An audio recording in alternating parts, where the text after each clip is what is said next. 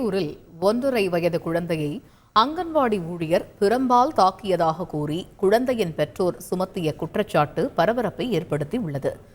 வேலூர் தோட்டப்பாளையத்தைச் சேர்ந்த சுஜாதா என்பவர் தன் 1.5 வயது மகளை வீட்டிற்கு அருகே உள்ள அரசு அங்கன்வாடியில் விட்டபொழுது இந்த சம்பவம் அரங்கேறியதாக கூறப்படுகிறது.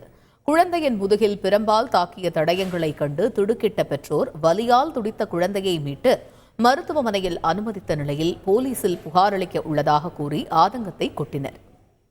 வீட்டு வாசலுக்கு நேராகவே அங்கன்வாடி ஸ்கூல் இருக்கு. 10 மினிட்ஸ் 15 மினிட்ஸ் அந்த ஸ்கூல்லேருந்து பெரிய பாப்பாவை கூட்டிட்டு வர்றதுக்காக சின்ன டாக்டரை ஒரு 10 மினிட்ஸ் விட்டுட்டு போயிருந்தாங்க. போயிட்டு வந்ததுலேருந்து பாப்பா ஃபீடிங் கீழே படுக்க வச்சாவே அழுதுட்டு இருக்கு. காயன்னு பார்த்தா பெரம்பில் அடித்து வச்சிருக்காங்க. அங்கன்வாடியில் பட்டப்பட்டியா பெரம்பால் அடித்த மார்க் அப்படியே இருக்கு. டாக்டர் பெரம்பால் அடித்த காயம்தான்.